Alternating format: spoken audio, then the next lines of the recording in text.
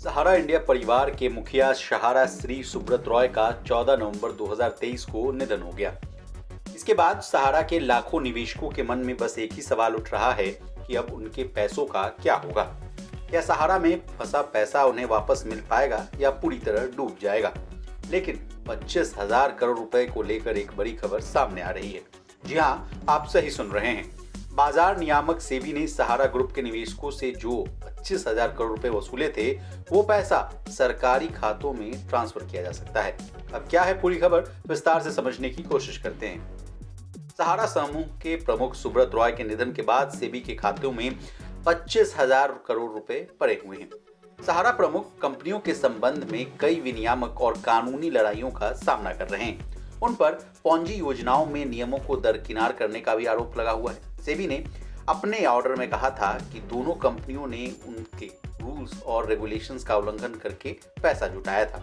लंबी कानूनी लड़ाई के बाद सुप्रीम कोर्ट ने 31 अगस्त 2012 को सेबी के निर्देशों को बरकरार रखा और दोनों कंपनियों को निवेशकों से इकट्ठा किए हुए पैसे को 15% ब्याज के साथ वापस करने को कहा था। इसके बाद सहारा को निवेशकों का पैसा लौटाने के लिए सेबी के पास अनुमानित 24,000 करोड़ रुपए जमा करने को कहा गया। हालांकि सहारा समूह लगातार यह कहता रहा कि उसने पहले ही 95% से ज्यादा इन्वेस्टर्स को डायरेक्ट तरीके से पेमेंट कर दिया है। इसी बीच अब सरकार सेबी के पास पड़े 25,000 करोड़ रुपए अपने कंसोलिडेटेड फंड ऑफ इंडिया में जोड़ने की तैयारी कर रही है। हालांकि सहारा समूह ने अपने ऊपर लगे आरोपों को हमेशा खारिज किया है। अब कंसोलिडेटेड फंड ऑफ इंडिया को आसान भाषा में समझ जाइए। कंसोलिडेटेड फंड सभी सरकारी खातों में सबसे महत्वपूर्ण फंड होता है। सरकार को मिलने वाले सभी प्रकार के रेवेन्यू इस फंड में आते हैं। कंसोलिडेटेड फंड की स्थापना भारतीय संविधान के अनुच्छेद 266 के तहत की गई थी। संसद की सहमति के बिना सरकार को इस खाते से कोई पैसा निकालने की अनुमति नहीं होती है। अब आपके मन में ये सवाल जरूर आ रहा होगा कि सहारा पर क्या आरोप लगाए गए थे। सेबी ने साल 2011 में सहारा समूह की दो कंपनियां Sahara India real estate corporation limited और Sahara housing investment corporation limited को वैकल्पिक रूप से पूर्ण परिवर्तनीय बॉन्ड यानी OFCD के रूप में पहचाने जाने वाले कुछ बॉन्ड्स के जरिए करीब 3 करोड़ निवेशकों से जुटाए गए पैसे को वापस करने का आदेश दिया था। सुप्रीम कोर्ट ने भी सेबी के निर्देशों को बरकरार रखा और दोनों कंपनियों को निवेशकों से एकत्रित धन 15% ब्याज के साथ वापस करने को कहा था। लेकिन सहारा समूह लगातार यह कहता रहा कि उसने पहले ही 95% से अधिक निवेशकों को पैसा लौटा दिया है।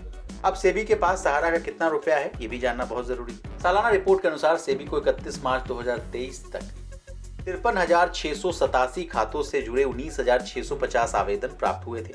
इनमें से 48,326 खातों से जुड़े 17,526 आवेदनों के लिए 138.07 करोड़ रुपए की कुल राशि को लौटाया जा चुका है, जिसमें से 67.98 करोड़ रुपए की ब्याज राशि भी शामिल है। शेष आवेदन सहारा समूह की दोनों कंपनियों की ओर से उपलब्ध कराई जानकारी के जरिए उनका कोई पता नहीं लग पाने के कारण बंद कर दिया गया है।